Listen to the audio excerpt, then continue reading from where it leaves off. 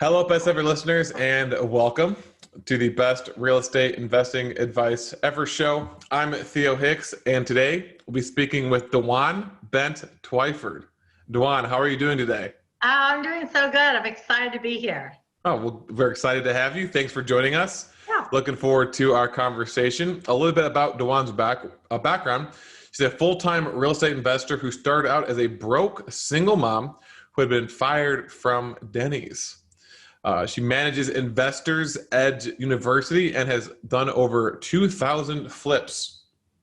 Based in Denver, Colorado, you can say hi to her at her website, dwanderful.com. That's DWANDERFUL, which I said before we began. Amazing website title. So, Dwan, do you mind telling us some more about your background and what you're focused on today? Well, I started off, I really started off really truly as a broke single mom. I had gotten married when my daughter was only 8 months old, just 8 months old. Her dad and I had an unexpected split, and I was sort of faced with that decision. Do I go back to work? Do I try to do something for myself? What was my thing that catapulted me? And I always tell people, because so many people that listen on your podcast, they're looking for real estate investing. I was just specifically looking for any job I could do from home and raise my daughter. And as I went searching, real estate investing found me. And I rehabbed my first house. I used to move in, rehab them while I was living there, sell them, move. And that's how I did it for years and years and years. And then I started flipping houses, which completely changed my life. And then as things progressed, people started having me teach and start doing workshops and seminars and writing books. And then here we are today. I'm still doing deals and podcasting myself and just trying to educate. My whole goal is teach. Because I tell everyone, listen, if a broke single mom like me with no education, no nothing, who'd literally been fired from 15 jobs ahead of that, can become a millionaire real estate investor, everyone can do it. Oh, absolutely. So I want to ask a question about the move, the live-in fix and flips. So would you buy them with all cash, or would you do the owner occupied type loan? Oh Lord, let me tell you, when I think back about my first, now you have to remember, well, I mean, you don't know this. So when I first started, I was literally, this is like 30 years ago. So back in those days, and I know people are going to be like, what? She's that old? Everything, any kind of job, any kind of anything, everything was in the classified section of the newspaper.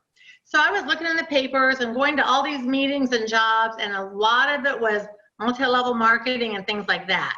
So I happened to meet some people at one of these, and they were investors, and they said, well, we fix up houses and we sell them. So in my naive mind, I thought, wow, I could decorate houses for a living. I love to decorate. This is going to be so easy. So I had no technology. I would drive to the courthouse. I would handwrite all the foreclosures, use those big city map books, take my child, and go door knocking with a baby on my hip looking for deals. Once I found my first deal, I had no idea what to do. I had no experience. I had no real estate license. I literally made a deal with this woman that, like a deal and a handshake and a hug. That was kind of it, that I would move in because I couldn't afford to live here and do this. I rehabbed this house, and when it was all done, we split the profit on it. And I did it 100% using credit cards. I lived on full credit cards. I made $22,000 on my first deal, which at that time, $22,000 is a lot of money now, but like 30 years ago, that was the largest amount of money I'd ever seen in my entire life. So my first few deals, I would knock on doors, find the homeowners, and they would move out, and I would move in and fix it, and we would just make deals. And I look back, I'm thinking, oh my God, what was I thinking? I would never let one of my students do that now. So I didn't even have my deals really papered up. It was literally by the grace of God, they all worked out. Nobody ever sued me or tried to keep the house or didn't want to follow through on it. So I then started wholesaling because it was getting harder to find deals and moving in and out.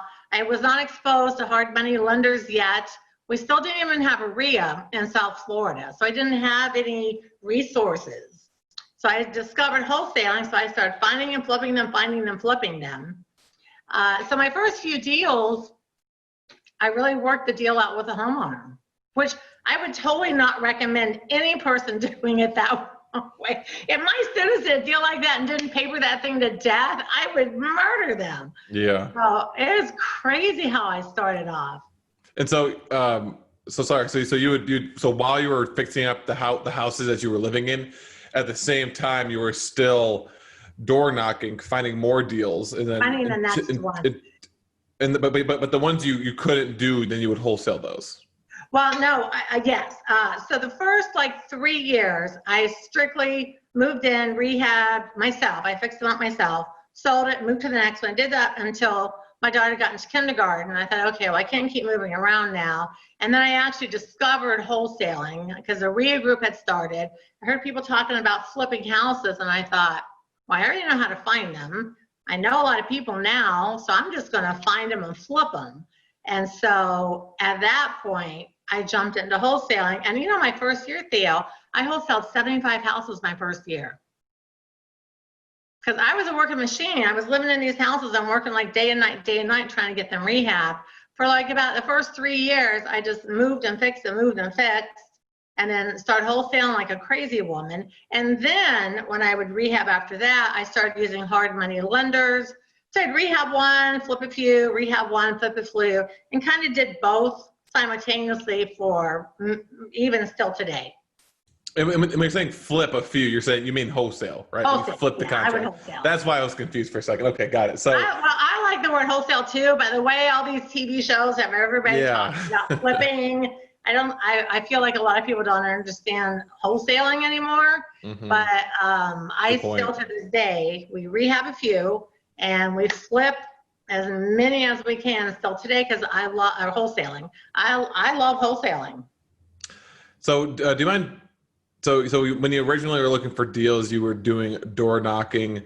Uh-huh. So how are you finding deals now, and how are you obviously teaching clients how to find deals? Like, what's the best way right now in 2020 to find deals? You know, I know this sounds like a super old-fashioned way, but I still to this day, I still put out those bandit signs. When you find those, I buy houses cash signs. I buy those, and what I started doing about 5 years ago is as I would be out sort of driving for dollars, I would see all these vacant properties. Because as you know, once a house is vacant and the bank takes it to foreclosure, the average house sits vacant for about 2 years. So I started putting my bandit signs in the yards of all these vacant houses. So it's not on the street corner, it's not on the telephone pole, it's not littering and not trespassing, you're just sticking them in the yards of vacant houses. And then in any given neighborhood, you put a sign in every vacant house that there is, and everyone suddenly thinks you bought the entire neighborhood and now you're the go-to person. And people will call you and call you and call you and call you. So even now in 2020, I still like to go put signs in the yards of vacant houses. It's easy, it's quick. I can get 50 signs out in a couple of hours, and they'll work for me for months. What's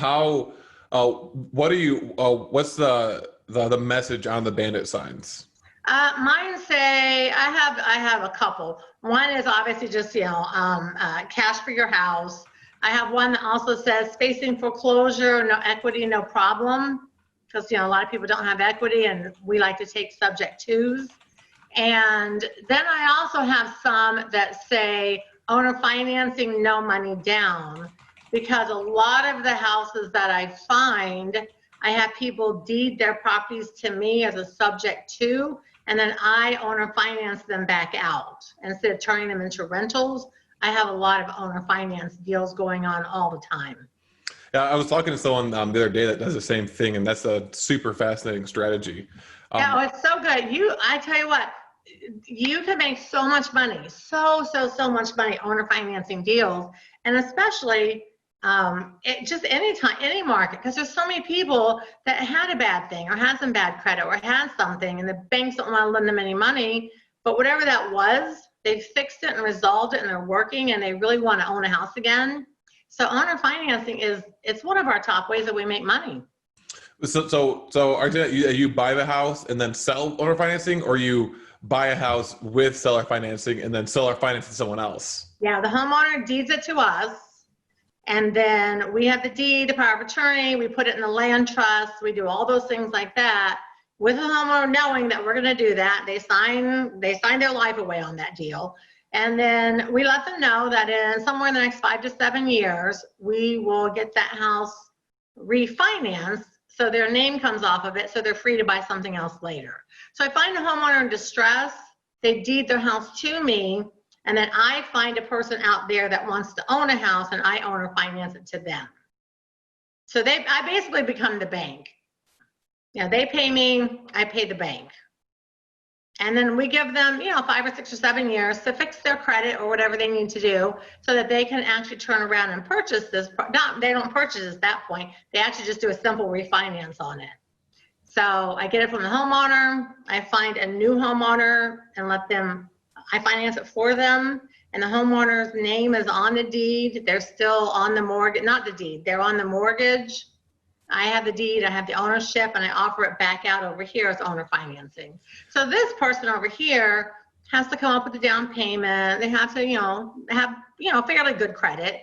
And as they're making the payments on this owner financing, after a few years, they're able to actually just do a refi, which is easier to qualify for than a brand new purchase. I see. So it creates a win-win for all three of us, because this homeowner that deeded the house to me, every month that goes by and a payment's getting made, it's helping reestablish their credit from all those late payments that they had. I've got this house and I'm in the middle and I have the money and it's coming in and I'm, paying everything. And this person over here is also reestablishing their credit so they can refinance and own the home outright. Which I would imagine is going to be a really good strategy now with the COVID things going on, for sure. I can see you'd be able to do it even more. So you cannot believe, I have so many students, people are literally just like, here, take my deed, take my house, I'm moving back in with family. I mean, I have people that are inundated with homeowners that are just giving them their houses and walking away. I was talking to someone yesterday too, who does the exact same strategy with actual businesses, like restaurants and stuff. Yes. So definitely a super fascinating strategy. Do you, so another question I have is, obviously you teach people, and you have to make different mastermind groups and consulting. How are you doing this now that you can't actually go and do it in person? Is it just all virtual, and are you finding it's more difficult to do these things over the internet than in person, or is it a pretty smooth transition? The only thing that's really changed for me is we do a lot of live workshops, for the REIA groups around the country. So, obviously there's no workshops at all right now because hotels aren't letting anyone book the ballrooms and things. But our teaching and our strategies have always been online, where we talk with people, but we teach individual. Like if you were one of my apprentice students, I would talk with you, work with you, review your paperwork, tell you all the things to find the deals.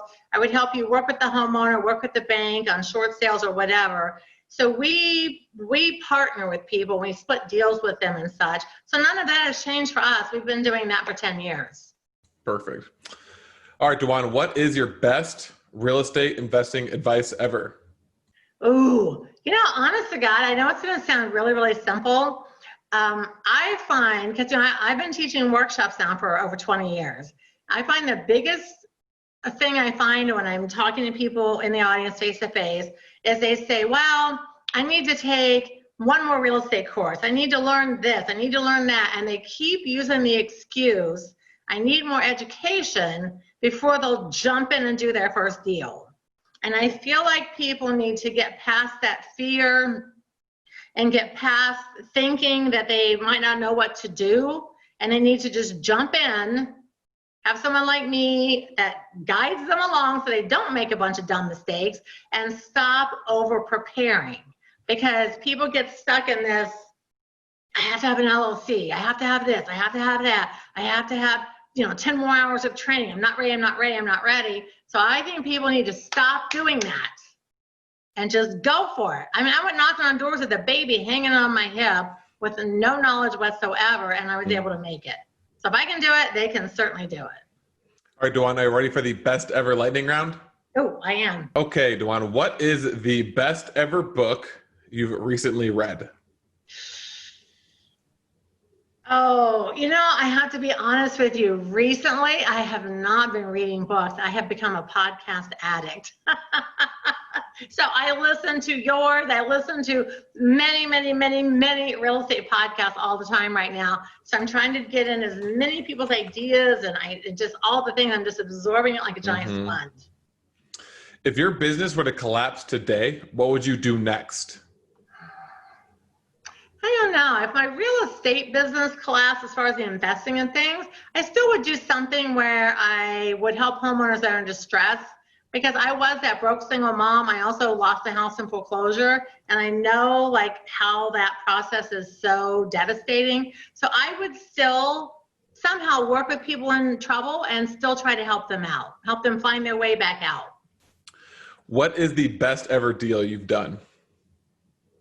Wow, I have so many thousands of deals. I have a deal. I have one deal specifically that it was. I don't know that it was the financially the best deal, but it was one of those deals that was extremely rewarding. I had met a woman. At that time, she was actually about my age. I thought she was, an older lady. She was in her 60s, but she had a house that was completely paid for. She was doing fine. She was retired. And unfortunately, her son became a crack addict and talked her into refinancing her house. He was literally coming into her house and taking her TV and selling her furniture and selling things. And by the time I met her, she had not eaten for 3 days. And her son just controlled her and manipulated her and had her living in her house with like a chair and a bed. It was just a really tragic situation. And I was like, you know what? I'm going to step in over and above. I'm going to help you, and you're going to get away from this son of yours. And I took her. I found her family. I made arrangements for someone to help her and take her. I went and got her. I bought her house. I drove her to the closing. I put the money. I wired it to her sister, put her on a bus, and sent her over to Tampa with her sister, and helped her escape this terrible trap she was in with her own son. And I had him arrested. And at the end of the deal, her sister called me several times after, thanking me, and that I had like rescued her out of this really weird dysfunctional relationship she was in. And that was one of the deals that stuck with me forever, because it's so weird to go to someone's house and they've had not a bite of food. There's not even a cracker in the cabinet. And I was just like so devastated about that. So that's one of my favorite deals, because I don't know, I just had to really make such a super big impact on that woman's life. Yeah, that's probably one of the best ever deal stories I've heard. So thank you for that. So good, thank you. I don't even want to ask you the other question, which is what's the worst deal? So I'll go to the next question, which is what's the best ever way you like to give back? You know what? I am just a big volunteer on anything. I work at the church. I work with my youth kids. I have a youth girls that I work with and mentor these young girls. I go to the schools in my area and I talk on finances, and just to try to teach the kids, like, listen, you don't have to like grow up and get a job and get married and save up all this money and buy a house. There's way more exciting ways to buy houses and invest. And so I really like working with the teenagers. Weirdly, I love teenagers, and I like working with them and showing them the options that are out there. I was raised in Ohio, so I was raised, grow up, work at a factory, get married, have kids, and that's what you're going to do. And after 6 weeks in a factory, I thought, Lord have mercy, if this is my life, I can't do this. So I like working with the young people and like, listen, forget this path. Let's go over here and have way more fun in your life. And then lastly, what is the best ever place to reach you? Oh, so easy. Dwanderful.com. So it's obviously a play on my name, Dwan. So Dwanderful is, wonderful. Dwanderful, DWANDERFUL, Dwanderful.com. Perfect, Dwan. Well, thank you for joining us and providing us with your best ever advice and your starting point. So the kind of biggest takeaways for me, I really like your unique marketing strategy where you make bandit signs with messages from cash for your house, facing foreclosure, no equity, no problem, and then your owner financing, no money down. And then rather than just sticking them on random street corners or high traffic street corners, you'll actually put them in the yards of the vacant properties. And so you'll put your bandit signs in every single vacant, in the yard of every vacant property. And when neighborhood, everyone thinks that you're, you own all these houses, you bought in all these houses, and so you're the go-to person. And so your phone blows up, and you do this one time, you'll get calls for months. We also talked about your double, kind of like your double seller financing strategy, where you acquire a deal through seller financing, and then you, in a sense, resell it or recontract it back out the seller financing to someone else. Now, this has been a very good strategy for you and your consulting clients, and now it's probably going to be a very powerful strategy moving forward in the next few years. Very strong. And then lastly, your best ever advice, which was not using the excuse that you need more education, which is why I always like to focus on the first deal with people that I talk to every time, even though it's more of a story and not technically tactical advice. Whenever you hear someone's first story, I mean, 99 times out of 100, the person just just kind of figured it out, and they didn't really know what they were doing, and it worked out. Or it didn't work out, but they're still investing today. So just hearing that and realizing that you don't need to have encyclopedic knowledge of real estate to get started is always good and always inspiring. So thank you, Dwan, again for joining us. Thank you, guys. Great conversation. Best of listeners, as always, thank you for listening. Have a best ever day, and we'll talk to you tomorrow.